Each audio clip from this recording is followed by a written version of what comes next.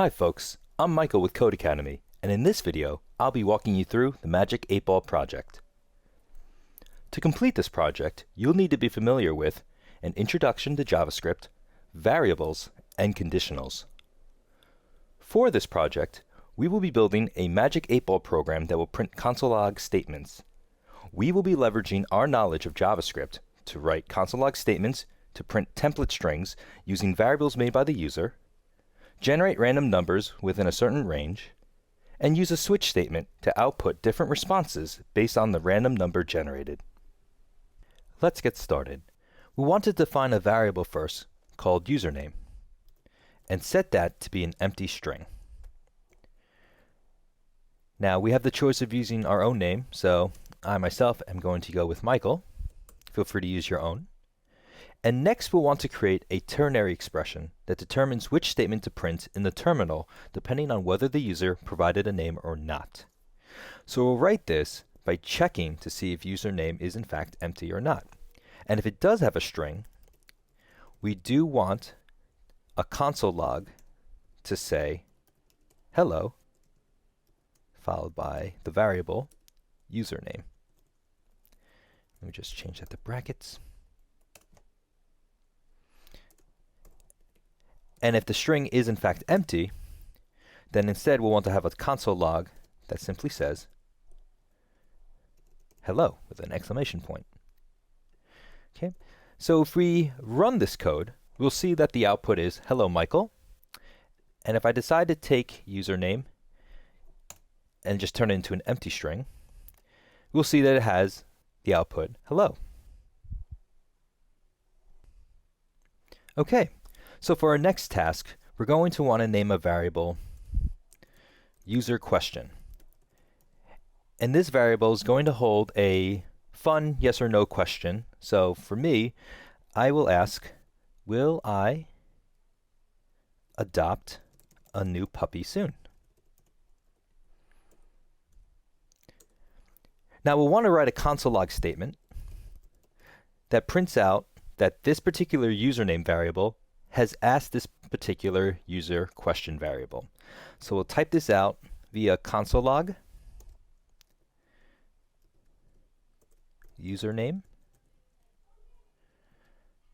has asked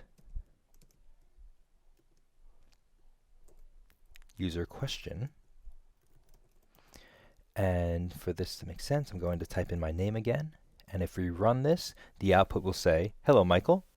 Michael has asked, will I adopt a new puppy soon?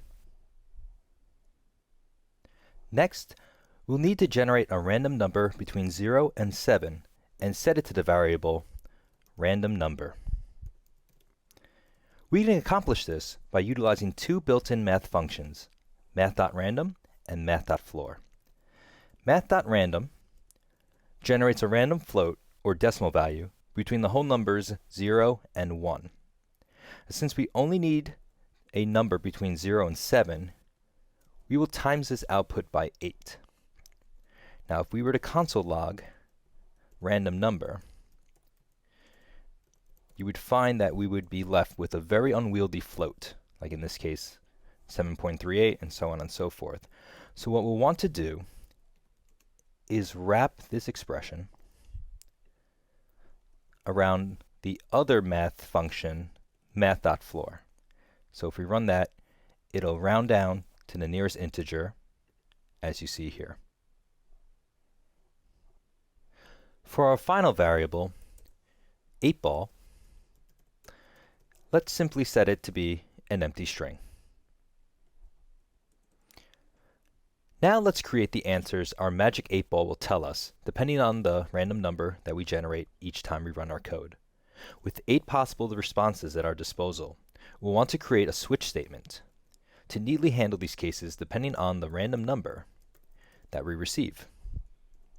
So in the case that the random number is 0, we're going to set 8-ball to be the string it is certain.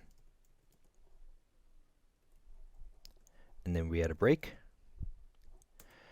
And then we're going to want to continue for all 8 possible choices. So what I did at this particular juncture was pause the video in order to fill out the remaining 7 choices for this switch statement. With long switch statements like this, it's important to be aware of your punctuation.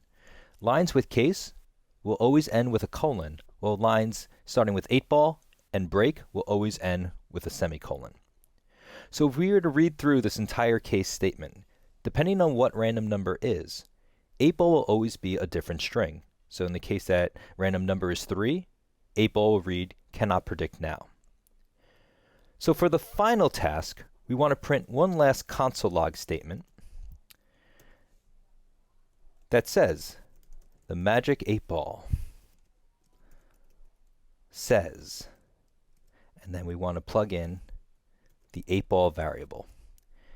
We want to add a period there, make that capital B, and if we run the code, Michael is asked, will I adopt a new puppy soon? The magic 8-ball says, it is certain. If I run it again, the magic 8-ball says, Outlook, not so good. Let me run it one more time. Magic 8-ball says, cannot predict now. And I wanted to end it on a positive note. Magic 8-ball says, it is decidedly so. So to recap, we use JavaScript's variables, conditionals, and built-in math functions to construct a magic 8-ball program that provides various fun responses to our own yes or no questions. Thank you for watching this magic 8-ball project walkthrough. I'm Michael from Code Academy. Happy coding.